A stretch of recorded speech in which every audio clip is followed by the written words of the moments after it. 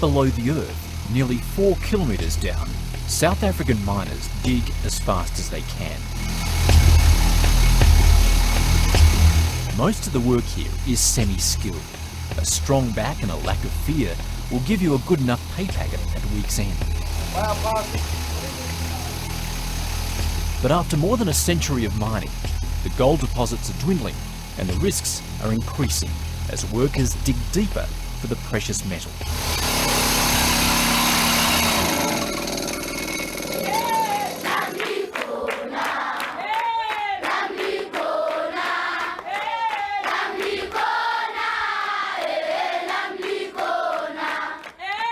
For the next generation of South African workers, there may not be a lot to sing about.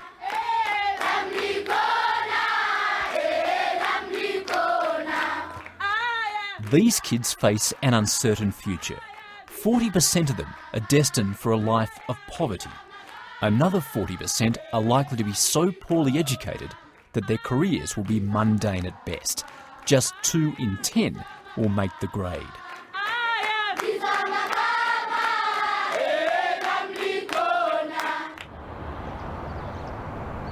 South Africa is still a land of haves and have-nots.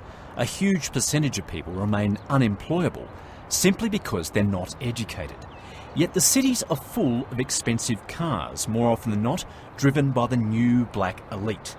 But among those who are reaping the benefits of the new South Africa, only a few appear willing to give something back to the country. 3 decades ago, James Motlatsi was swinging a pick in the mines of South Africa. Well, this is a terrific view out here. How long have you been here for? Well, I have been here for 7 years. Life's a little different these days. Now a successful businessman, James Motlatsi sits on the board of the very mining company he once sweated for as an unskilled labourer. Do you get to use the pool much? Well, the kids are using it, not me. His children are getting the best education money can buy. It's a far cry from his childhood, spent attending to livestock rather than school. Mind you that I'm coming from the poor of the poorest families in Lesotho. And my father didn't have head of cattle, he didn't have sheep, he didn't have goats. I had to look after other people's livestock. We did find this house by luck. Not that we were really looking for a view.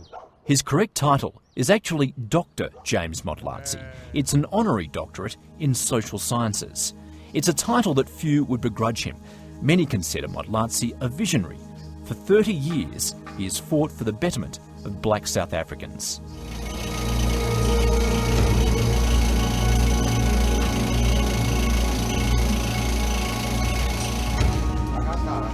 In the 1970s, he, along with hundreds of thousands of fellow black workers, toiled away in the country's gold mines.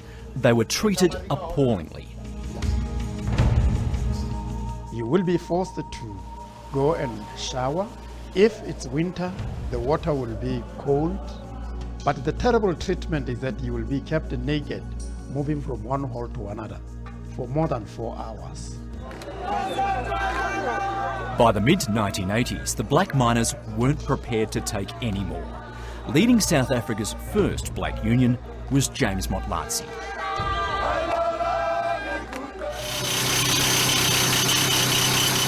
The strikes were more than just demands for better wages. The Apartheid system ensured black miners remained semi-skilled at best. Qualifications and a proper education were reserved for the whites.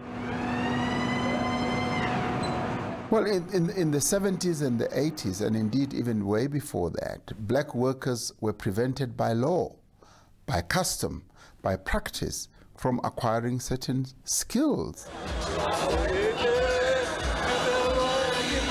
In the 1980s, Cyril Ramaphosa worked with James Motlatsi as Secretary General of the National Union of Miners. He'd go on to lead all of South Africa's black unions. The strike continues. Prior to the 1990s, black workers could not move. They could not earn better money. They could not get into key responsible or areas of responsibility in the mining industry. They were like boxers who were put in a ring with their hands tied behind their backs. With Nelson Mandela's release in 1990, a new era of hope began for black South Africans. But decades of apartheid had left the workforce chronically uneducated and unskilled. I have it in my heart to forgive the past evil rulers of this country, to forgive them for many things that they did, even to forgive them for putting Nelson Mandela in jail for 27 years. But what I cannot find in my heart is to forgive them for denying black South Africans a decent education. For James Motlatsi, the solution is to instill ambition.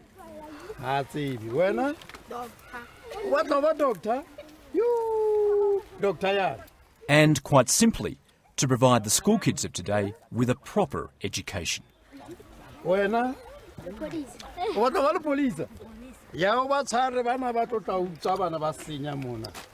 For years now, he and Cyril Ramaphosa have dug deep into their own pockets. This is the toilet seats and the hand basins. Funding dozens of public schools with everything from scholarships to the most basic needs.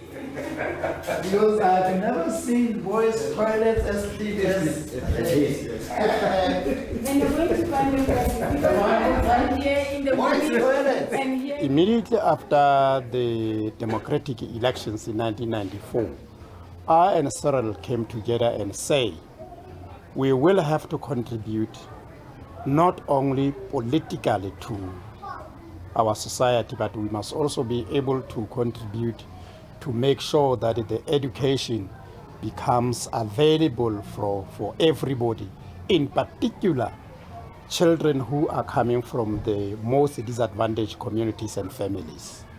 People like James Motlatsi play a critical role in helping to take this country forward.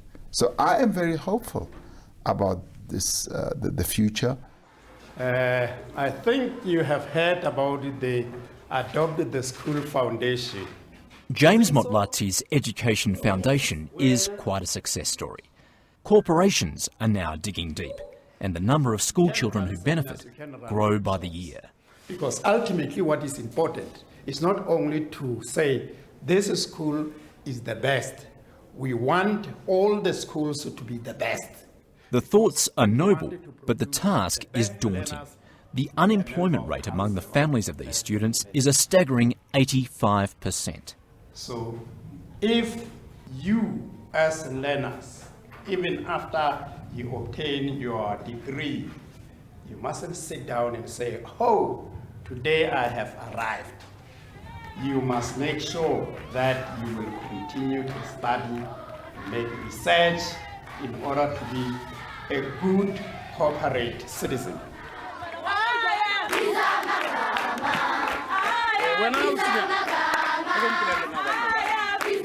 The truth is that right now, South Africa could do with more good corporate citizens like James Motlatsi.